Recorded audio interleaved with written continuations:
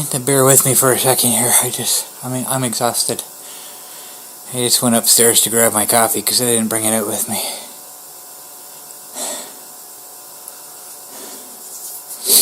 It's a wee bit chilly out there today.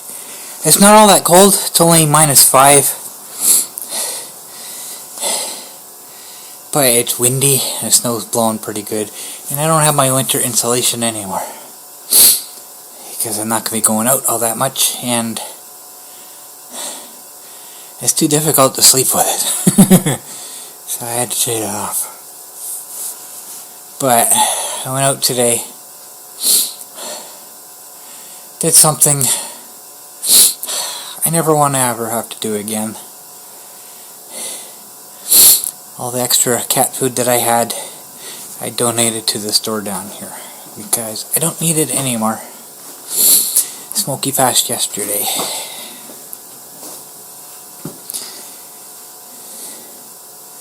I'm going to do my best to not cry on here.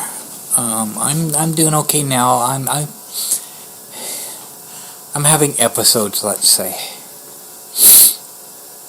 So I've talked about him a bit. I don't have a lot of pictures of him. We got him in 2011, and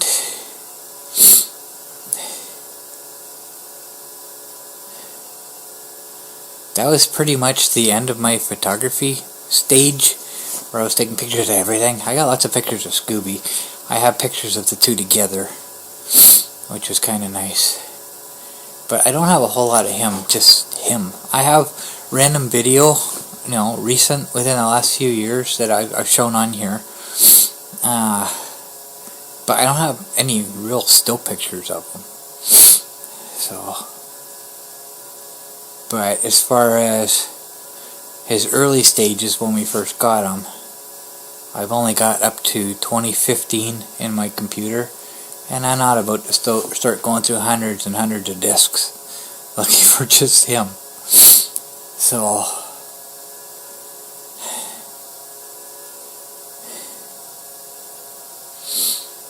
I've had a lot of cats in my life.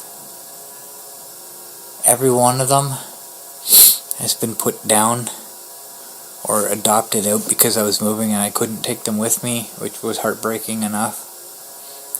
But I've never actually watched one die.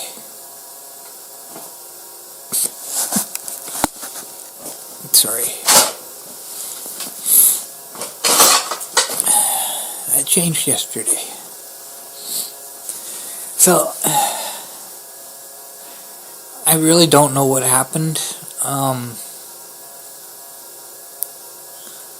I know I've mentioned, it wasn't last year, it was the year before. I think it was a couple years ago. Over a couple months, he just suddenly got fat. His weight doubled. Nothing changed. Same food and everything. He wasn't eating more. Something changed in his body, and he just suddenly doubled his weight. And he's been like that since. And 2 months ago, maybe 3, he developed a skin condition. And I don't think I've talked about it. I might have mentioned it. But I couldn't pet him anymore on his back. He'd like pull away from it, right? Touch him and he'd crouch down. I don't know if it was itchy or if it hurt. But it never got any better. He kind of stopped grooming. His fur had big clumps in it in different places. But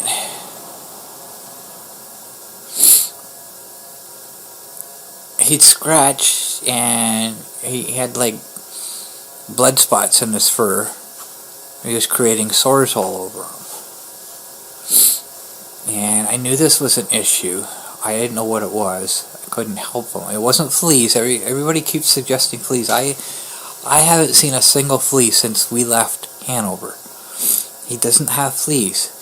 Because if he has fleas, I would have fleas. I'm used to that. Every cat I've had, if they get fleas, I've got fleas. The fleas prefer me over the cats for some reason. I have not seen one since we left Hanover. That was 2018. It's not fleas. And, but it just got to the point where I couldn't, I could pet the top of his head, under his chin, and on his chest. That's it. Like, even beside where I used to, just below his ears, he had scabs there, so I couldn't pet him there anymore. I couldn't give him the knuckle in the ear that he loved because he had sores inside his ears just from scratching, right? So he was having some kind of issue, and it wasn't going away. And at some point, he started spending all his time on his window perch that I built for him. And I mean all his time in the window. He'd lay in there. He'd come out. He'd go get something to eat or something to drink. Then he'd go use the litter box. Then he'd go right back to the window. He's spending all his time in the window. And then that changed. He started finding different places, secluded places, private, where you'd have to step over something to see them, right? That's a red flag. When cats start doing that, that they know they have an issue, because they do that, especially if they know they're gonna die. They'll find a secluded place away from everybody. So that went on for a while, but other than that, he was still acting normal. He'd follow me to the kitchen when I make a coffee. And when I went to the washroom, he'd follow me. And one thing in particular, if I'm going to sit in the washroom, I'll say to him, I said, "In the washroom, buddy, you coming?" And I'd hear him bumbling around trying to get out of wherever he's at, right? And he'd get to the washroom before I am. And the reason for that is he always got special attention. When I'm sitting on the toilet, I pull my pant legs up over my legs, and when we were in Hanover, before his weight doubled, when he was still able to jump up, he'd jump up on my lap and he'd get, a massage or whatever. Always positive attention. And he always loved that. But once he got too heavy to jump, he couldn't dig his claws in my leg and pull himself up like he does with the bed. He'd lay on the floor or whatever.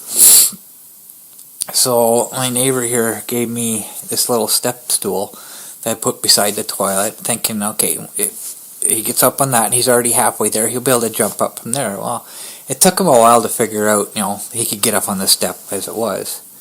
But he'd never jump up. He'd keep his back legs on the step, and he'd put his front legs up on my thigh, and I'd pet him from there, and rub him under the chin or whatever, and that was our new routine.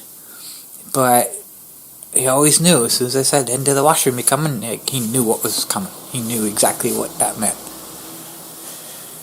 So, day before yesterday, he was in the closet. And I said that to him. He looked right at me. He knew what I meant. And I got to the door and I waited. I looked back and he wasn't following me. So I'm thinking, okay, he's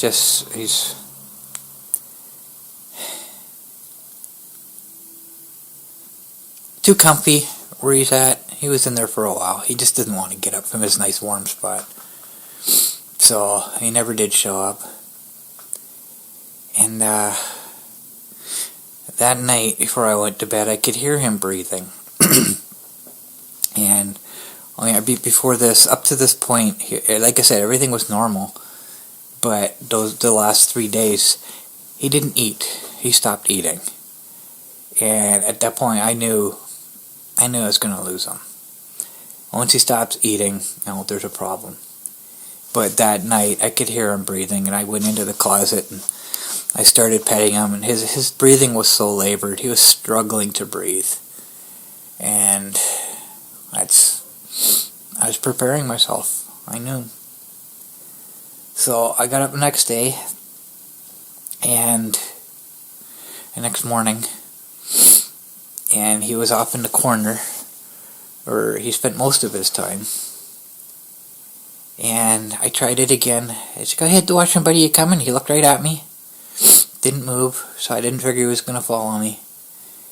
And I got into the washroom. As soon as I sat down, I heard a noise outside the door. He didn't meow. Normally, when he's outside the door, he'll meow. It's like, "Hey, I'm here, let me in." But he didn't.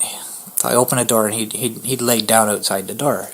So he got up, and he came in, and he laid on the floor in the middle of the washroom. Didn't even come over to the toilet. His back legs were both out to the side, and he had his two front paws together, and he had his chin down on his paws. And he's struggling to breathe. So when I finished, I laid on the floor beside him, started petting him. I honestly thought he was going to die right there. But he didn't. I actually started purring. And I just... Basically, I told him I love him, and if you need to go, don't fight it. Go ahead. So I got up, I stood in the door and asked him if he's coming back. Yeah, he just kind of, he sat up, but he didn't move. So I picked him up and I carried him back in front of him, because I got to keep my door closed, keep the heat in. I couldn't leave it open, wait for him. And he went back to his corner. And at some point, I went to sleep, because I've been trying 3 days to get a food delivery, but because of the road conditions, nobody's wanting to. So I've been trying first thing in the morning. Finally got it today. So I've been trying first thing in the morning, and by noon, if nobody's picked my order up, I cancel it and reschedule it for the next day, try again. So that was the second day, and I went to sleep. And I think it was about 3 in the afternoon, I woke up to this god-awful scream. And if you ever step on a cat's tail, you get that, "Ow!" It was kind of like that, but it was really super high-pitched, and it was like high energy. I don't think it was intentional. I immediately woke up. I was wide awake. I was like, "Oh God." So I got it.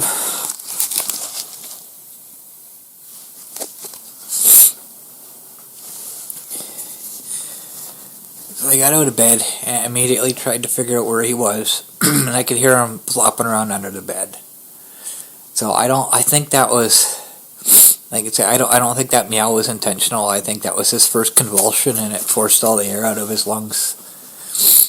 But I laid on the floor, and he's like, I don't even want to try describing it. He was having convulsions, and he landed on his side, kind of facing me, and twitched a couple times, and that was it. He was gone. So I don't know what happened before that meow that woke me up, but it just went so fast. Thankfully, mercifully, it didn't last long. But like I say, I don't know what happened before that meow, what he was going through before that. So hopefully that was what started it, and it just didn't last long. But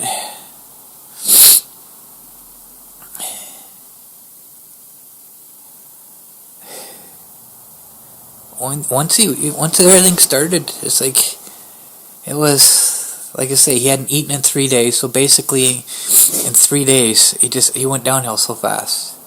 And especially that last 24-hour period, he went so fast. But I've never watched one of my cats die. I don't ever want to witness that again. So I'm at a loss of what to do now. He's in the freezer out here. We can't bury him because, well, I don't even know how long we're going to be here. And if somebody buys this place and tears it down to build something better, he's not going to be in the ground here. I got nowhere to bury him. Obviously, I'd have to wait till spring when the ground thaws, but so I have to have him cremated. I got no way to get to a vet. My sister told me that some vets will come pick him up. I don't know if they do that in this area. I had so many other things that I needed to do, but I'll try to get to that today. Give them a call. But it's going to take a while to get used to this.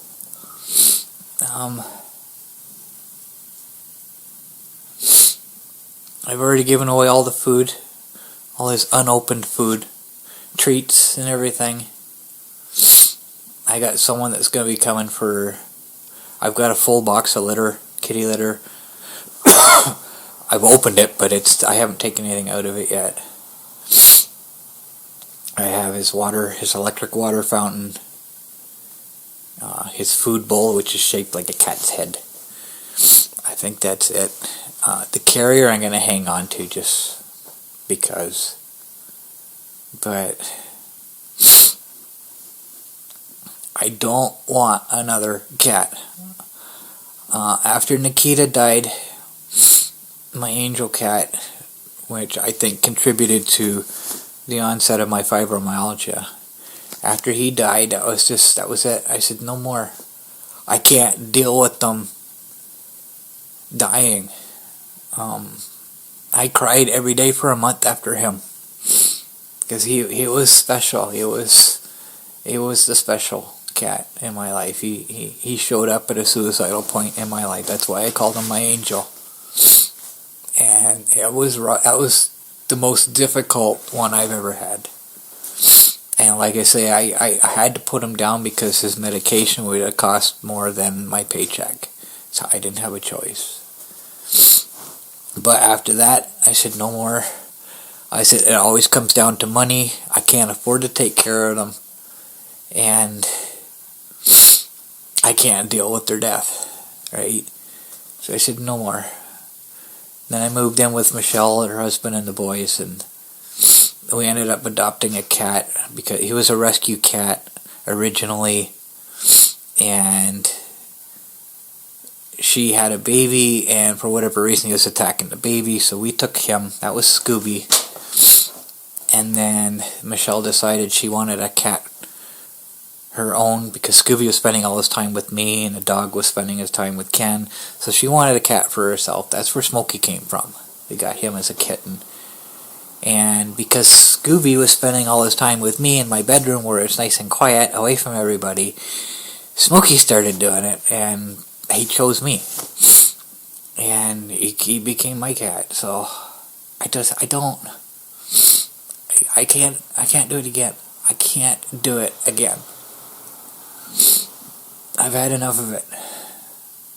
I couldn't even stay at my dad's funeral. I couldn't handle that. I don't deal with death well. And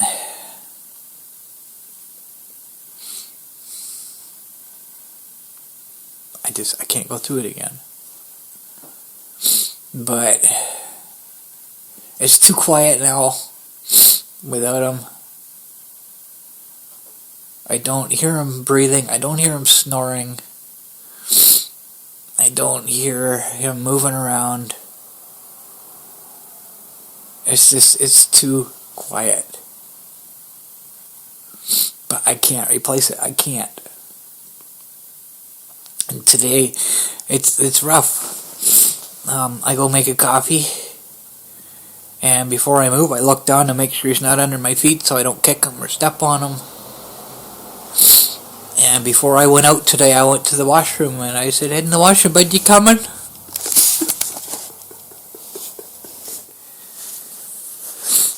I couldn't help it. It was natural. It just came out.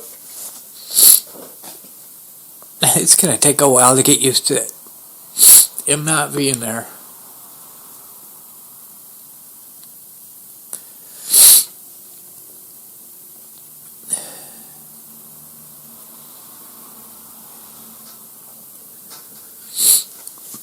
Anyway, I don't know what else to say.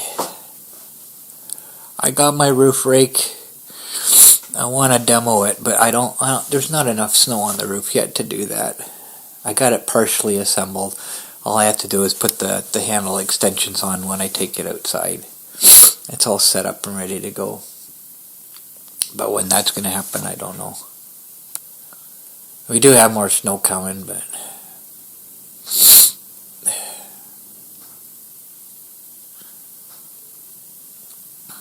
anyway, I guess that's all I got for this one. Just letting you know what's going on.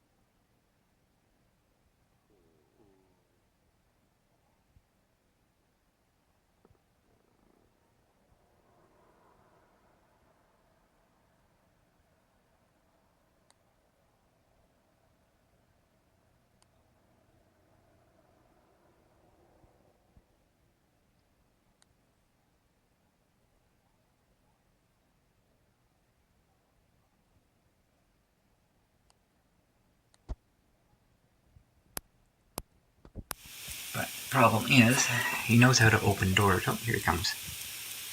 He knows how to open doors. So he opened it and he went out, and we had no idea where he was. But he's really good at hiding, because when he found that little spot in there, it took me a while.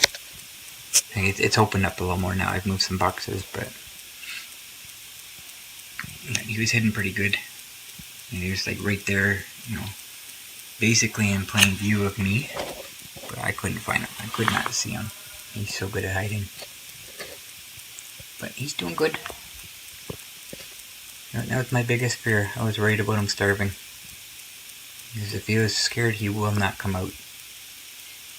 And I was so worried we were going to move stuff around downstairs and find a dead kitty cat. So I was so thankful when we found him. Hey, Smokey. So right now he's not leaving the room. He did open the door yesterday, stuck his head out, looked out, and changed his mind. And then another time I had the door open, he was walking like a hyena. Try that again in case you didn't hear that.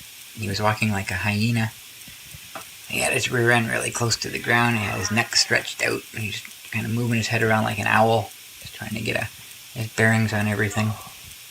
And the dog lays outside there in the hallway on a blanket. And the dog saw the cat. And he started wagging his tail and was thumping on the floor. The cat looked at him and said, "Nah, I don't think so," and come running back in. It was kind of funny. In time. It's a matter of time for him to get comfortable again. So right now this is his safe room. That's why I got all the food in the litter box in here. Because this is where he is. When you get comfortable enough to leave, then he'll leave. Won't you, Monkey? But he'll always come back here. The same as the other house. My bedroom was his safe room. But I don't have a bed for him to hide under now, so I have to make sure when I do move stuff around here, I gotta make sure I leave somewhere for him that he can go. So,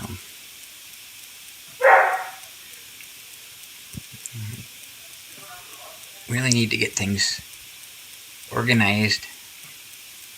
I don't know if you can tell when the dog barks, it just echoes. There's a very strong echo in this house right now because there's not much set up. Everything's, well, not everything, but a lot of the stuff is still out in the room by the kitchen and the mud room beyond that. So it gets to be organized, but it's just going to take a long time for me to recover from this. I'm not able to do much of anything right now. I went through my boxes here really quickly trying to find my meds. I'm not sure where they went. They were with the last trip, and I was sure I saw them up here, but I didn't know. There he goes, opening the door now. He'll do it. No, not going to do it, Smokey. He's not going to open the door. I thought he was going to. Hey, buddy. I'm happy. I'm happy that we found him. Hey, Smokey.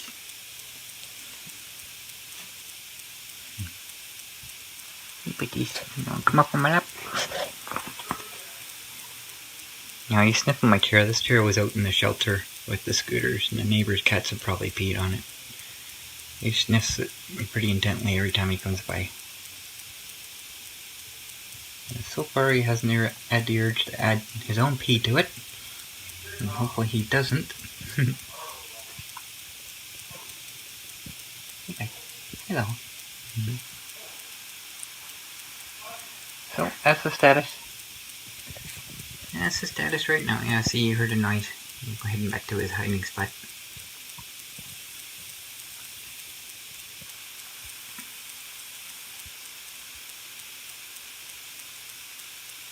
No, change your mind. You change your mind.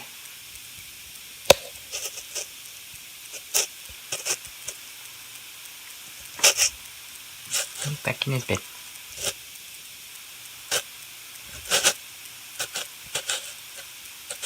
So anyways, that's the status update. And this is Sunday right now, so tomorrow we're supposed to be getting, oh yeah, I moved some boxes around, so now he's got to explore the changes. Tomorrow is when we're supposed to get the internet I'm not exactly sure how it's going to work for me because my computer has to be plugged in directly. Everything else we have is Wi-Fi, so I don't know exactly how we're going to do that just yet. I want to see if there's some kind of, I don't know what it would be called. I think of it as a repeater, but something that picks up the Wi-Fi and then you can plug into it. Let me see if there's anything like that. I might need that because everything else is downstairs and my computer's upstairs, the far corner from where the modem will likely be. So we'll see. One way or another. If you're seeing this, obviously I've got the internet. Another thing I'd like to check is if there's a way my laptop will